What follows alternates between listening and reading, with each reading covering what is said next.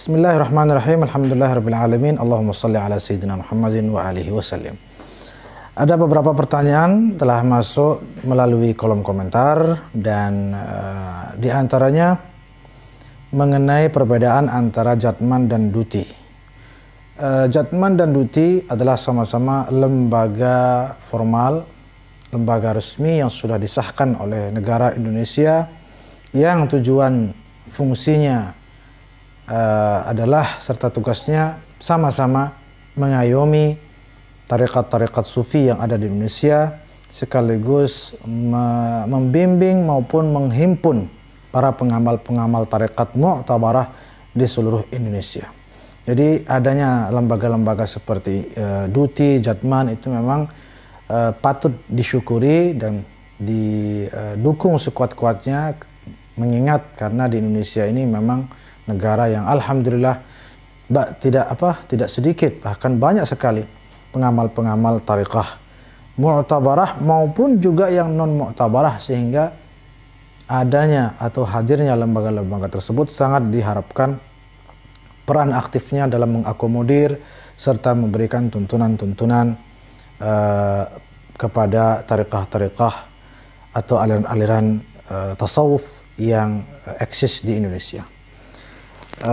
Mengapa ada dua? Sebenarnya tidak hanya Duti dan Jatman, ada lagi Jatmi namanya ya. Dan adanya banyak organisasi yang dengan fungsi dan tujuan visi misi yang sama, ya saya pikir tidak masalah. Ada namanya NU, ada namanya NW, ada namanya NWDI, ada lagi mungkin ormas-ormas lainnya yang fungsi dan tujuannya tidak jauh berbeda. Bukan untuk memecah belah ataupun mengkotak-kotakkan umat Islam di Indonesia, tapi justru untuk bagian dari upaya memudahkan bagi umat justru ya untuk mendapatkan ayoman, asuhan, perlindungan tersendiri serta bimbingan secara terstruktur dan secara terorganisir, termanage dengan baik melalui organisasi-organisasi Ahlussunnah wal Jamaah tersebut maupun organisasi-organisasi ketarikahan yang secara khusus membidik atau barangkali mengurusi ketarikahan yang ada di Indonesia seperti Duti, Dewan Ulama Tarikah Indonesia, yang kurang lebih berdiri tahun 2016, memang belakangan ya. Dan alhamdulillah saya diamanahkan sebagai Ketua Umum Pengurus Wilayah Dewan Ulama Tarikah Indonesia di Provinsi Nusa Tenggara Barat. Mudah-mudahan selalu mendapatkan taufik dari Allah Subhanahu wa taala. Adapun Jatman dan Jatmi, Jatman itu Jamiah Ahli Tariqah Al-Mu'tabarah An-Nahdiyah. Sedangkan Jatmi Jamiah Ahli Tariqah Al-Mu'tabarah Indonesia. Sama-sama berakar dari Jatem, Jamiah Ahli Tariqah Al-Mu'tabarah, yang dahulu berdiri sekitar 50-an ya, tahun 57 kalau tidak salah. Namun karena satu dan hal oleh berbagai faktor sehingga terjadi pemekaran, Jatem mengalami pemekaran sehingga terbagi menjadi dua bagian, maka jadilah Jatman dan Jatmi. Sama secara substansial, esensial sama, hanya saja mungkin untuk di samping ada faktor-faktor yang mendesak barangkali terbaginya Jatman dan Jatmi, namun kita ambil sisi positifnya, yakni sama-sama bertahun, bahu-membahu, bekerja sama, saling meneguhkan kekuatan dalam mengayomi tarekat-tarekat sufi yang ada di Indonesia, dengan sama-sama tentunya bersama-sama melalui tarekat-tarekat sufi itu mempertahankan negara kesatuan Republik Indonesia. Jatmi dan Jatman, alhamdulillah juga saya mendapatkan amanah juga di dua organisasi tersebut.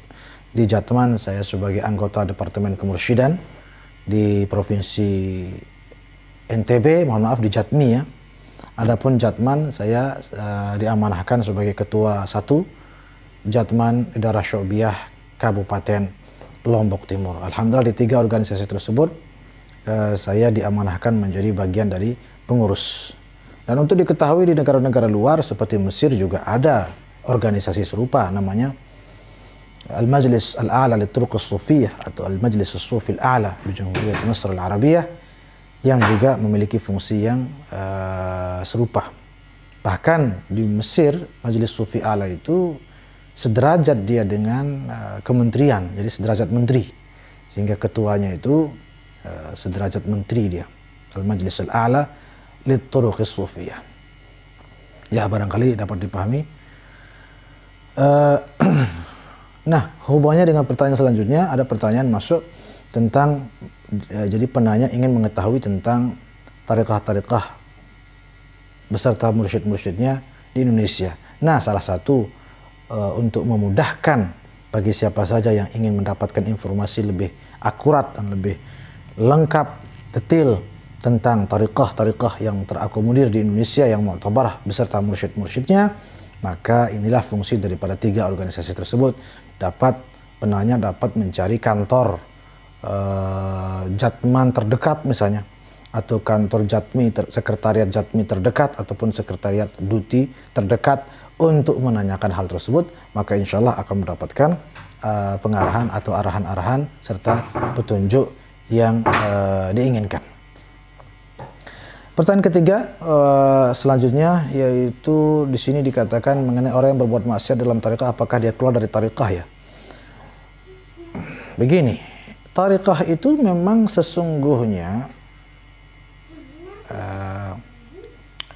seperti rumah sakit. Sudah pernah saya mengumpamakan pada kajian-kajian yang lalu.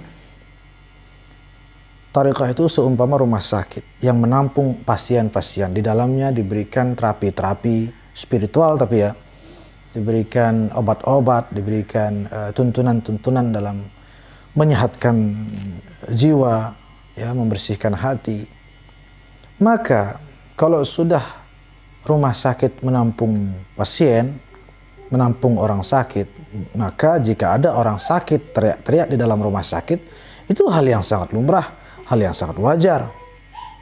Tidak perlu heran masa kita bilang orang yang sakit menjerit kesakitan dalam rumah sakit maka dia keluar dari rumah sakit. Tidak bisa. Rumah sakit memang tempatnya orang-orang sakit. Begitu juga dengan tarekah, rumahnya orang-orang yang sakit jiwanya, yang banyak noda dalam hatinya. Di situ rumahnya, di tarekah itu, agar mendapatkan bimbingan-bimbingan, proses pengobatan, terapi dari para mursyid. Sehingga kalau ada yang berbuat maksiat, ya kita tidak mengatakan tempatnya berbuat maksiat, tapi memang maksud kita tempatnya orang-orang yang memang banyak melakukan maksiat, dan di tarekah lah tempatnya mendapatkan bimbingan untuk membersihkan dirinya, dengan bimbingan mendapatkan bimbingan beristighfar, bimbingan bertaubat, bimbingan berselawat, berzikir, mendekati orang-orang suci, orang-orang saleh untuk membersihkan dirinya. Karena itu jika ada yang berbuat maksiat tidak dikatakan keluar dari tarekah, melainkan yang mendapat barangkali mendapatkan bimbingan ekstra yang lebih intens untuk segera mampu meninggalkan maksiat tersebut dengan bimbingan-bimbingan spiritual dari para mursyidin. Mudah-mudahan dapat dipahami, dan kita akan jawab pertanyaan-pertanyaan lainnya pada video yang akan datang. Wassalamualaikum warahmatullahi wabarakatuh. Alhamdulillahirabbil alamin.